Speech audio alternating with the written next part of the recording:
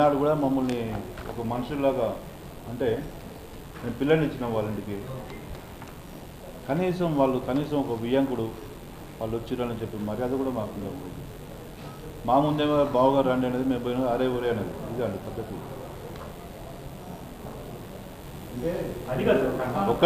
ఒక్కటండి ఏనాడు కూడా మాకు జరిగిన అన్యాయము ప్రతి ఆడపిల్ల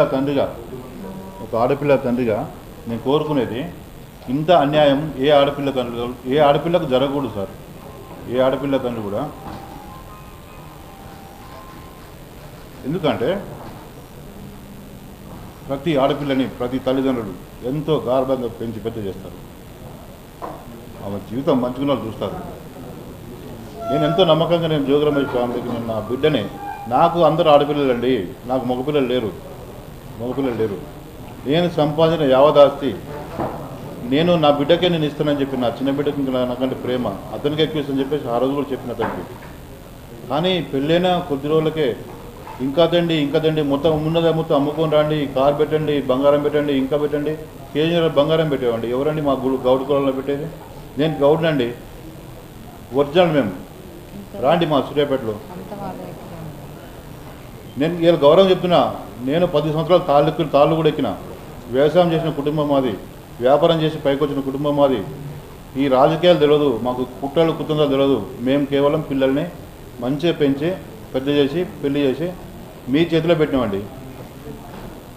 పెట్టిన కొద్ది రోజుల నుంచే మాకు ఇంత ఘోరమైన అన్యాయం జరిగి నా బిడ్డని ఈరోజు ఇంత ఘోరంగా దాని జీవితాన్ని నాశనం చేయమని చూస్తే ఏ తల్లిదండ్రులు కూడా వాళ్ళకున్న ఆవేశం 14 నెలలు సార్, 14 నెలలు అండి. 14 నెలల నుంచి కూడా మేము ఏ రోజు కూడా ప్రశాంతంగా ఉన్న రోజు లేదు. రమేష్ గారు నిన్న ఒక నెల బాగా ఇబ్బంది పడ్డామని చెప్తున్నారు. ఒక నెలకు 14 నెలలకు ఎంత తేడా ఉందండి? ఒక ఆడపిల్ల తండ్రిగా నేను ఖర్చు పెట్టుకొని ఈమె కంటే ముందు ఒక 5 నెలల ముందు ఈమె పెళ్లి చేసినండి. మళ్ళీ అయినా నాకు వెళ్ళదు, నాకు ఇబ్బంది అవుతుందన్న కానీ నాకు బాగా ప్రెషర్ చేసి కాదు ఖచ్చితంగా కావాలని చెప్పేసి ప్రెషర్ చేసి మళ్ళీ ఈమె పెళ్ళికి ఏదో టైం దొరుకుతుంది అనుకున్నాం. ఒక 2-3 నెలలు టైం ఇవ్వకుండా మాకు ఇబ్బంది పెట్టి మీ బాబుకు మీకు మీ ఫ్యామిలీకి ఉన్న అవన్నీ దాచిపెట్టి నా బిడ్డ జీవితాన్ని ఇలా ఈ విధంగా తయారు చేశారు. అందరూ గమనించాలండి. ప్రతి ఒక్కరు 2 రాష్ట్రాల తెలుగు ప్రజలు, బయట ఉన్న తెలుగు వాళ్ళు, ప్రతి ఒక్క తెలుగు వాళ్ళు 2 రాష్ట్రాల 9 కోట్ల మంది ప్రజలు గమనించాలి సార్ ఈ విషయాన్ని. మా విజయంలో ఏ విధంగా తప్పులేదండి. మా దగ్గర న్యాయమే, మాకు న్యాయమే జరగాలి. భగవంతుడు ఎప్పుడు మాకు న్యాయం వైపు ఉంటాడు. న్యాయం ఖచ్చితంగా దొరుకుతుంది.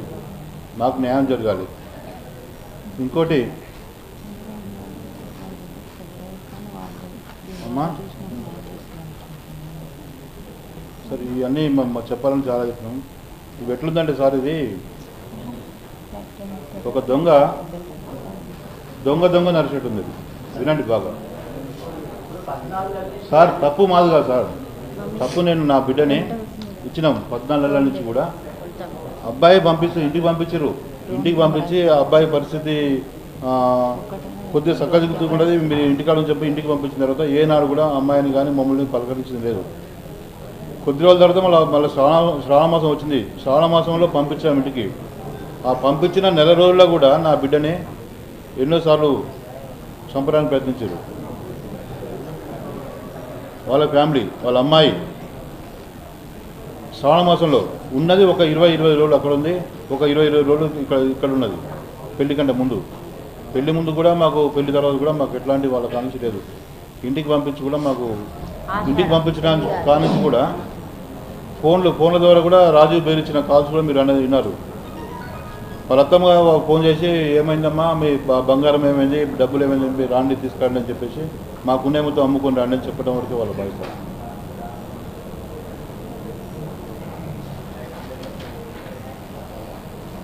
ఈరోజు నా బిడ్డ ఏ తప్పు చేయకుండా సంవత్సరం వరకు అండి మేము ఇక చేస్తున్నాం అని చెప్పేసి అనుకుంటే ఆయన జైలు పోయినా కానీ ఆగినాం, అంతకుముందు ఆగినాం, అబ్బాయికి ట్రీట్మెంట్ చేస్తున్నది ఆగినాం.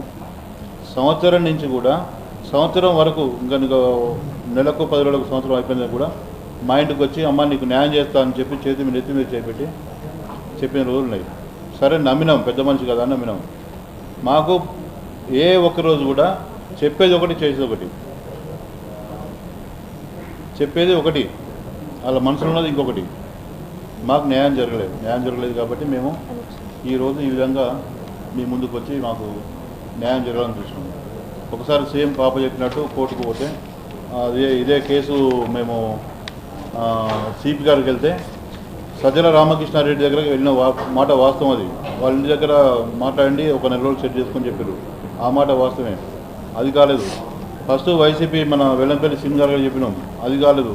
ఎవరి దగ్గర తిరిగినా మాకున్న పెద్ద మనుషులు కానీ మాకున్న లాయర్స్ కానీ ఎవరినైనా సరే ఆయనకున్న పలుకుబడితోటి వాళ్ళని రాకుండా చేసి వాళ్ళకి ఇంత ఇస్తాం అని చెప్పేసి ఏ ఒక్కరిని కూడా రాకుండా చేసి మమ్మల్ని ఒంటరి చేసి కనీసం వీళ్ళు ఏం చేసుకుంటారో చేసుకోపోయిన ఉద్దేశంతో ఎంతో ధైర్యంగా అన్యాయం చేయడం జరిగింది. అమ్మ ఒకటి లాస్ట్ మొన్న కూడా తల్లి లాస్ట్గా ఒకసారి మన ఎన్టీఆర్ జిల్లా వైసీపీ అధ్యక్షుడు అవినాష్ కూడా అతను కూడా అన్న మీరు అన్ని కేసులు అన్నీ పెట్టుకున్నా మీ అందరూ మీరు కూర్చొని మాట్లాడని చెప్పేసి అట్లా కూడా 1 month ఈ రోజు వరకు కూడా ఇంకా వాళ్ళు టైం ప్రొలాంగ్ చేసుకుంటూ వచ్చినారు.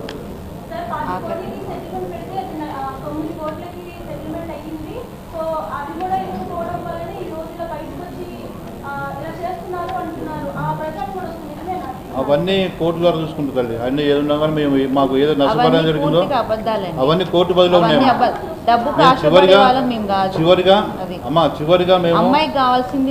చివరిగా మేము లాస్ట్కు ఎవరంటే మన లోకల్ ఎమ్మెల్యే గారు వసంత కృష్ణ ప్రసాద్ గారు వాళ్ళు పోయినా ఫస్ట్ వారి ఇంటికి వెళ్ళాం, వారి ఆఫీస్కి వెళ్ళాం, 3 సార్లు వాళ్ళ ఇంటికి పోయినాం. వాళ్ళ బాబాయ్ జోగి వెంకటేశ్వరరావుని పిలిపించి సార్ మీరు కొద్దిగా మీరని చెప్పండి సార్, రమేష్ గారికి చెప్పండి, పాపం అమ్మాయి చాలా చిన్న అమ్మాయి, ఆమె భవిష్యత్తు ఖరాబ్ అవుతుంది, ఇవన్నీ కోర్టులు ఇవన్నీ పోతే చాలా ఇబ్బంది పడుతుంది అమ్మాయి, చెప్పండి సార్ అంటే అన్న మేము నా మాట విన్నాడు అతడు, మీరు న్యాయపరంగా పోతే పోండి అని చెప్పేసి అతను చెప్పాడు. ఆ రోజే మా ముందే వెల్లంపల్లి శ్రీనివాస్ గారు ఫోన్ చేసి సినిన్న ఈ పాపది ఇట్లా ఇబ్బంది అవుతుంది సెట్ చేసుకొని చెప్పేసి అన్నాడు. ఇట్లా అనేక సార్లు కూడా మమ్మల్ని మాట్లాడుతున్నాం చెప్పేసి ఈరోజు మాకు ఈమె మీద కేసు ఫస్ట్ పెళ్ళైన 2 నెలలకే నల్ అండ్ వైట్ అది ఆ కేసు వేసిండు. ఆ తర్వాత 1 year కాగానే ఇంకేదో కేసు వేసిండు. ఇప్పుడు డబ్బుల కోసమే అయి ఉంటే పెళ్ళైన వెంటనే ప్రాబ్లం వచ్చిన వెంటనే మేము అదే పనిలో ఉండేవాళ్ళం కదండి. 1.5 year నుంచి మేము ఎందుకు ఫైట్ చేస్తాము? ఒక ఆడపిల్ల అయితే ఇట్లా వచ్చి ఇట్లా మాట్లాడాలి, ఇట్లా బయటపడాలి అని చెప్పి ఏ తండ్రి ఏ తల్లి కూడా కోరుకోరు. ఖచ్చితంగా మేము న్యాయం కోసమనే మాకు విముక్తి కాదండి. పేరు వచ్చినప్పుడు ఏమంటారు, మాకు ఎందుకని రాజకీయాలు? ఒకసారి లోకేష్ అంటారు, ఒకసారి చంద్రబాబు నాయుడు అంటారు, చిరంజీవి అంటాడు, పవన్ కళ్యాణ్ అంటాడు. మాకెందుకండి ఇవన్నీ కాదు. మేము ఏ రోజు కూడా అన్యాయం ఉందో అన్యాయానికి న్యాయం చేయాలని మేము కోరుకుంటాం అందరినీ. మేము ఏ రోజు కూడా చంద్రబాబు గారితో కానీ లోకేష్ గారితో కానీ మేము మాట్లాడడం కూడా జరగలేదండి.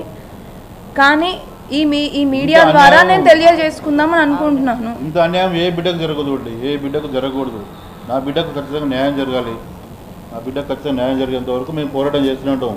అవసరం అనుకుంటే రేపు ఇవాళ కానీ ఇంకెప్పుడైనా సరే జోగి రమేష్ గారి ఇంటి ముందు కూడా ధర్నా చేసే పరిస్థితి వస్తుంది. వాళ్ళ ఇంటి ముందు టెంట్ వేసుకొని కూర్చొని నెల కానీ 2 నెలలు కానీ 5 నెలలు కానీ వాళ్ళ ఇంటి ముందరనే కూర్చుంటాం. నా బిడ్డకు న్యాయం జరిగేంత వరకు కూడా మేము అక్కడే కూర్చుంటాం. న్యాయం జరిగేంత పోరాటం చేస్తుంటామండి. ఇదైతే వాస్తవం. ప్రతి ఒక్కరికి పేరు పేరున నేను వేడుకునేది నా బిడ్డకు న్యాయం చేయండి. అయితే ఇంకొక విషయం ఏం చెప్దామని అనుకుంటున్నా.